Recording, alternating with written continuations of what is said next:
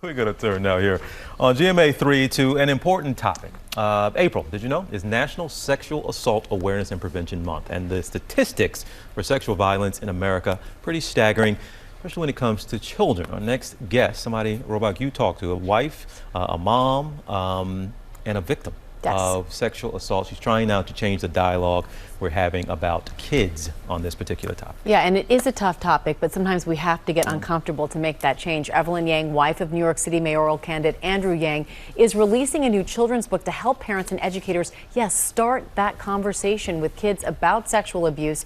Evelyn revealed last year she was sexually abused in 2012 by her OBGYN.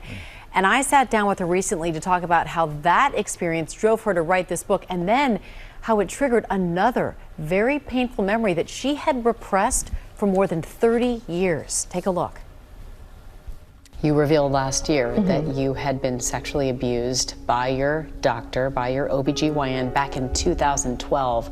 Right. What made you come forward last year? Obviously, it's a difficult, scary thing to do, to go public, but why? Well, at the time, my husband was running for president, and I suddenly had this national platform, and women started to open up to me and share their stories about being sexually harassed, being sexually assaulted. And every time I would get a letter, I would think to myself, you are so brave, I hear you, and I also have this experience. I felt like I needed to share what happened to me so that other women would feel empowered to come forward as well. Sexual abuse is not a comfortable subject, and so you wrote a children's book. It's called A Kid's Book About Sexual Abuse. Why is this book so important? Why did it need to be written? I was reflecting on how I had just shared an enormous secret with basically the world.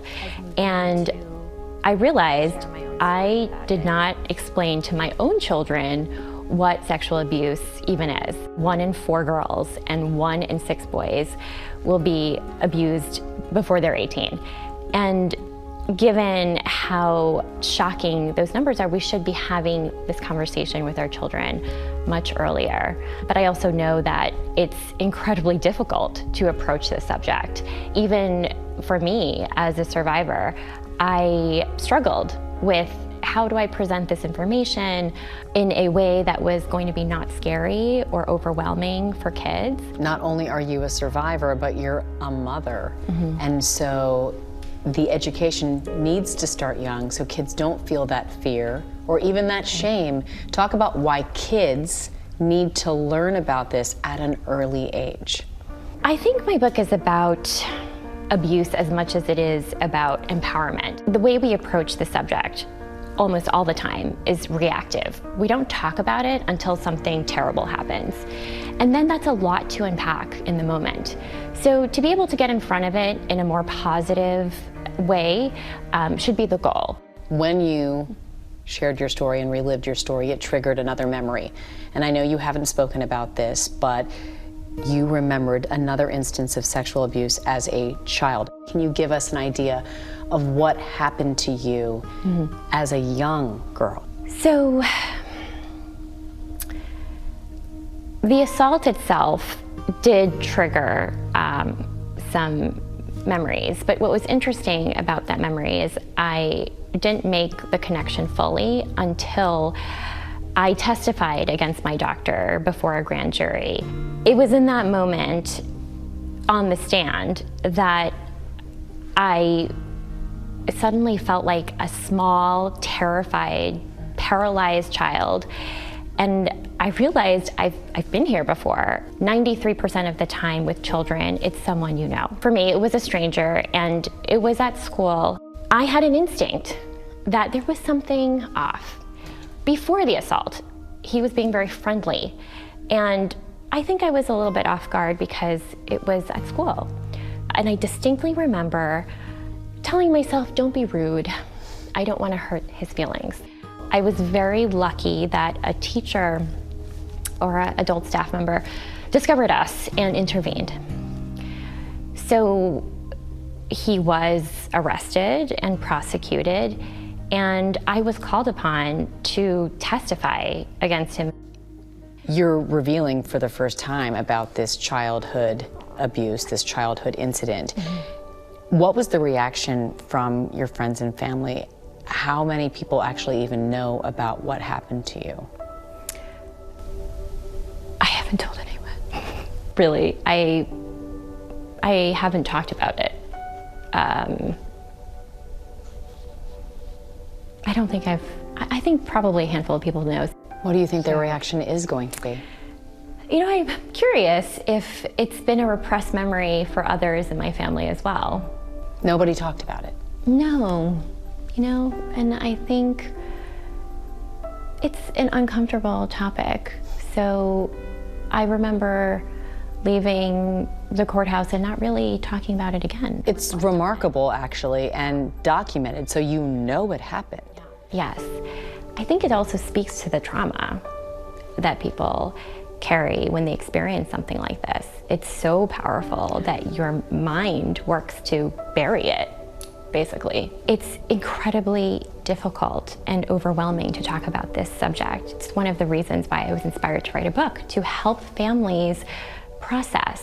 Whether it happened or not, we should be talking about it.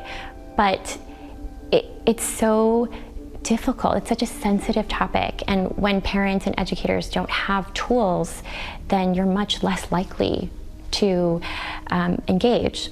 What would your book have done for you had there been one like it when you were young? I think about sometimes if I hadn't been that lucky and a teacher hadn't intervened, and would I have told?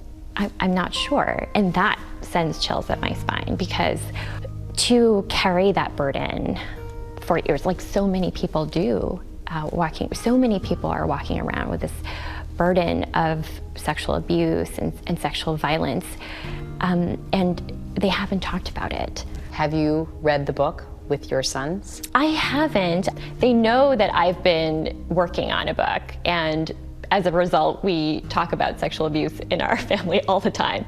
You're talking about it. Yes, I think this is the goal. We need to be normalizing these conversations around sexual abuse at a much earlier age. We're taught how to cross the street safely, how to say no to drugs, what to do in the event of a house fire. And statistically, children are more likely to be sexually abused than to be in a house fire, but yet we don't talk about it until it happens. Powerful, powerful story there. Evelyn Yang's debut children's book, a kid's book about sexual abuse, is now on pre-order. All author profits will benefit RAINN, the Rape, Abuse, and Incest National Network. So if you or someone you know has been affected by sexual violence, free, confidential, 24/7 support is available at 800-656-HOPE or via online chat at online.rainn.org. We should make sure we put those resources up on our social media channels as well. Yeah. But that's all the things we prepare kids for are less likely to happen to them sometimes than sexual abuse. It gives you chills when you think about what we aren't preparing our kids for. Great for her. Great conversation. Rose, thank you for that. Well, hey there, GMA fans. Robin Roberts here. Thanks for checking out our YouTube channel. Lots of great stuff here. So go on, click the subscribe button right over here to get more of awesome videos and content from GMA every day, anytime. We thank you for watching, and we'll see you in the morning on GMA.